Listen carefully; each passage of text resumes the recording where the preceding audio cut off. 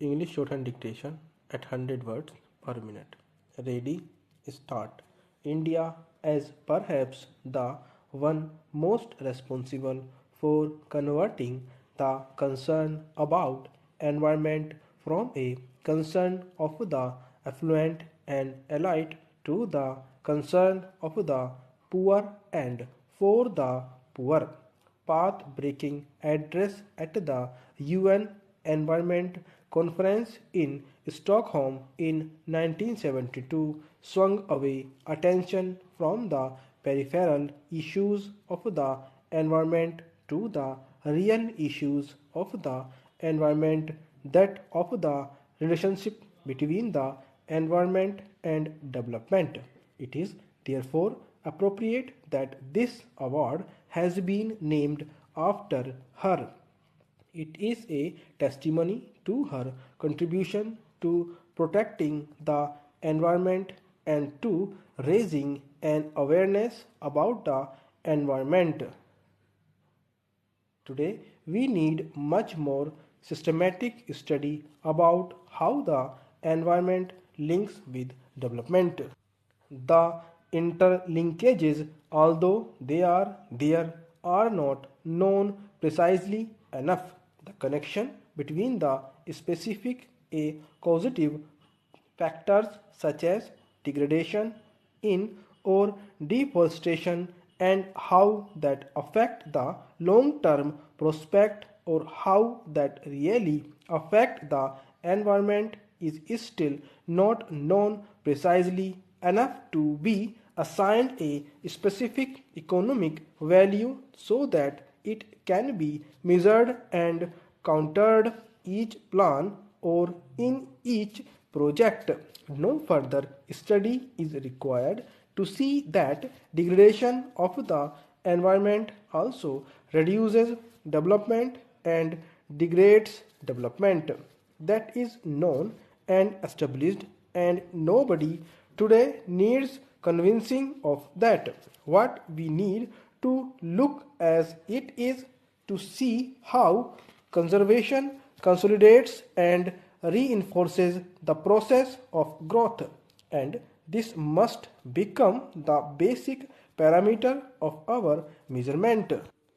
Instead of looking negatively, we should start looking positively and see how environment contributes to the development process. We must both increase scientific knowledge on environmental matters and at the same time we should enhance awareness amongst planners, technocrats, bureaucrats, all our people at large. In Parliament, there is already a very clear and unambiguous sensitization to the issue. Just a few years ago, the environment was something that stopped development, that caused problems for all MPs. Today, that has changed, and it is in fact just the reverse, with MPs raising questions on clearance of projects where there are still some problems on the environmental side. Today, there is a much greater recognition amongst all sections of our people about the cost of degradation and the cost of not protecting the environment. But what must be realized is that there is no escaping this cost from whatever angle you see this project. But what we do not count is the long-term cost that we will pay if the environment is not protected. We might pay it, the next generation might pay it, perhaps a neighboring community might have to pay that price, but that price is there and it will be paid, it will be extracted, and our not including that cost in the cost of a particular project or development work does not remove that cost or hide that cost. It remains there. Somebody has to pay.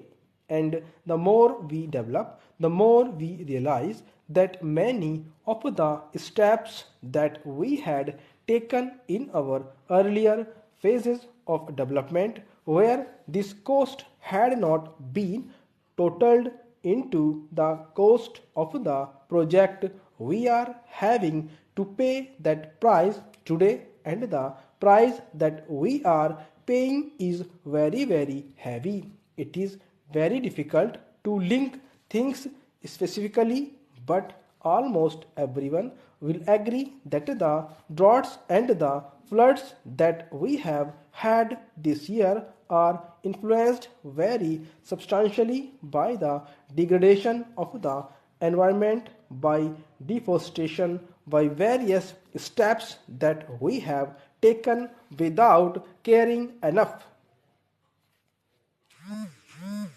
This year it will cost us close to rupees 3000 crores just in 1 year. That is, if we do not include the loss of production, it will still rupees 3000 crores.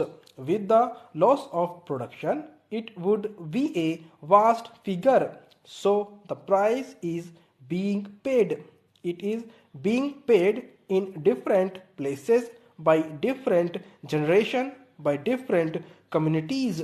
We can't dodge that price. The decision and the studies that are required are on how to include that price in the initial conceptualization of the project, so that we know that what we are actually getting in terms of value for money for a particular project. We still don't know this accurately enough. We took one step in the South Asian Association for Regional Cooperation when we asked for a regional study on the degradation of the environment, its effects, its causes, and its cost. We hope that we will be able to make progress in this direction. We hope that the society will help us in looking into these aspects.